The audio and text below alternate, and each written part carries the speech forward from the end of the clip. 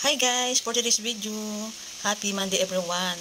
Antok tayan guys, pero pinipilit ko pa yung matang idilat. Kasi galing po ako sa night duty. Ayan guys, kamusta po kayo? Kamusta po kayong lahat? Wala lang akong magawa. Gusto ko lang magawa muna ng vlog bago ako magtulog. Ayan, kamusta po kayo mga taga-Antiqueño at Aklano? Ako guys, pinanganak ako sa Tigong, Burbanga, Aklan. Tapos, ang father ko kasi taga-Tigong. Ang mother ko naman taga-Libertad, Pandan, Antique. Pero sa San Andres kami nagbahol-tanan na napadpad kami sa San Andres. Ito kami nabuhay. Shout out sa mga taga San Andres, Pandan, Antique. Ayan, matagal na ako hindi nakauwi guys. 5 years old pa lang yung panganay ko. Ay ngayon 18 years old na. Tatlo sila magkapatid, puro lalaki yung aking mga chinakis guys. Tapos yung bunso ko 12 years old na. Yung pangalawa 15 at saka 18. Di ba parang kailan na may mga binata ng mga anak ko. Tapos pumunta ako ng Maynila dito para magtrabaho guys. Napagpat po ako dito magtrabaho ng matagal. May araw nga na nag-apply ako ng trabaho tapos walang pamasahe, walang baon. Minsan nagwa 1, 2, 3 ako guys. And relate po sa mga katulad ko dati na nagwa 1, 2, 3. Siyempre wala pong pera, mahirap po dati. Kaya nagsipag-tsaga lang ako para makapagtrabaho. Ayun guys, sa awa ni Lord, nakapagtrabaho po ako. Pinasok ko lahat sa Robinson, nagsaslit ako, tapos sa Lianas, po akong pinasukan guys. Ayan, basta binigay ko lahat doon yung effort ko, naging masipag ako. Ayun, nakita naman yung effort ko. Ayun guys, tapos umalis po ako at dahil nagkaroon ako ng problema, umuwi po ako ng Antique. Tapos bumalik po ako dito guys para panibagong buhay ulit. Nagtrabaho, lahat ginawa ko guys. Tapos doon kami tumagal sa may Bikutan. Doon kami nangupahan. Tapos bumalik po kami dito ng siguro matagal-tagal. Kung nasa 5 years pa kami doon sa Bikutan bago kami lumipat dito ng Mandaluyong. Tapos sa awa naman ni Lord, parang siguro para talaga sa akin. Tapos nagkaroon ng hiring, pinasok ko po yung opportunity na to. At nung lumipat kami guys dito sa Mandaluyong, siguro medyo matagal-tagal din bago ako nakapasok. Nagkaroon ng opportunity ulit na nagkaroon ng hiring sa isang government. Kaya hindi na po ako nagdalawang isip na applyan guys. Nag-start po ako ng 2018 guys. Kaya laking pasalamat ko kasi nakapasok po ako dito sa trabaho na to.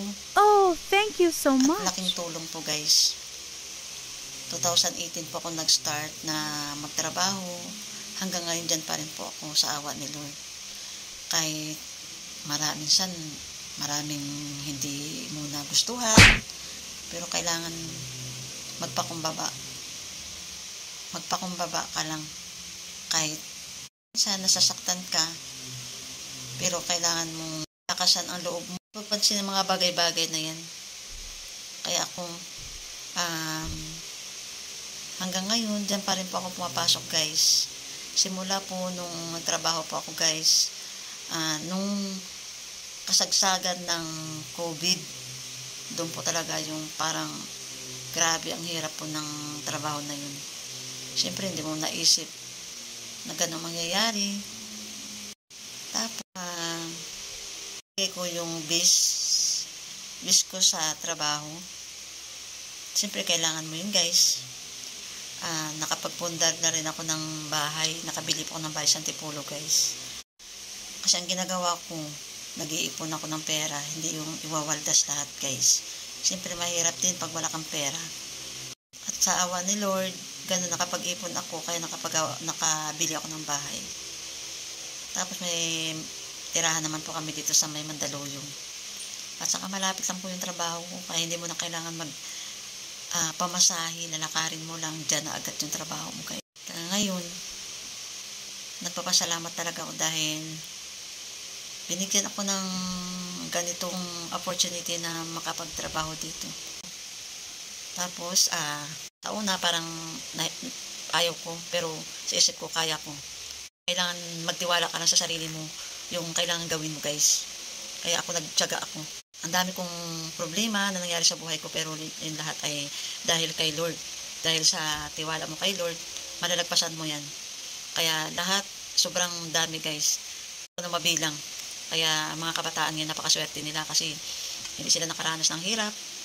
Kami noon, nag-aaral ako, uuwi pa ako ng bahay, lalakarin pa yan. Tapos maghahatid pa ako ng pagkain sa bundok. Tapos yung umiiyak ka na. Umiiyak ka dahil natatakot ka. Habang naglalakad ka sa taramnan, yung taniman ng palay, naglalakad ako, tapos umiiyak. Siyempre, sa takot, pagdating doon sa bundok, kasi sigaw ko na, alala ko yung aking papa. Sisigaw ako na, pag doon ako sa bundok, tapos babalik ako, papasok ulit ng school. Ang masaklap yun guys, pagdating mo ng school, late ka na, tapos pawalisin ka ng buong school. Siyempre, kailangan mo gawin niya kasi late ka. Kaya mga kabataan ngayon, mag-aral kayong mabuti para sa inyong kinabukasan yan, hindi para sa amin, lalo sa mga anak ko. Siyempre kami ni papa mo, tumatanda na kami, kaya kayo magsipag at kailangan makatapos kayo sa pag-aaral. Lahat gagawin namin para sa inyo dahil para rin sa inyong kinabukasan yan. Kaya nagpapasalamat pa rin ako kay Lord dahil kahit puro lalaki mga anak ko, masisipag sila at maasahan ko sa bahay. Minsan hindi mo maiwasan mag-sermon. Kasi pag hindi ka mag-sermon, dot cellphone, sabihin, wait lang ma, wait lang pa. Diba lahat ng mga kabataan yung ganyan, mga naririnig. Pag inutosan mo, sasabihin, wait lang. Kaya, siyempre, pag hinintay mo yun, lalong tatagal. Porta mo sa iyo, hanap pa yun. Puyat ka. Siyempre, kailangan mong gumawa pa ng gawaing bahay. Katulad ngayon, antok na ako, pero kailangan kong magligpit muna ng mga kalat, guys, bago matulog. Ayan po yung buhay ko. Kaya kayo po guys, kung may mga problema kayo na akala nyo hindi masolusyonan, gagawin nyo lang, magdasal kay Lord na sana makabangon ka, malagpasan mo lahat ng problema. Yan po ang, hindi naman natutulog si Lord. Kaya papakinggan ka kung ano mga hiniling mo. Kaya ako guys, wala po akong hinihiling na hindi po naibigay ni Lord. Kaya sa bawat araw, sa bawat oras, na minsan pumapatak ang aking luha, pero iniisip ko na kaya ko. Kaya kayanan ko lahat guys. Kaya kayo, huwag kayong mawala ng pag-asa. Habang tayo ay nabubuhay sa mundo, may pag-asa tayo guys. Ayan lang po. Thank you for watching sa inyong lahat. At thank you so much po sa lahat ng mga sumusuporta sa aking Facebook, sa YouTube. Hindi ko na po isa-isahin sa inyo. Kasi alam ko naman kung sino po kayo. Thank you so much po sa inyong lahat. God bless all. Bye.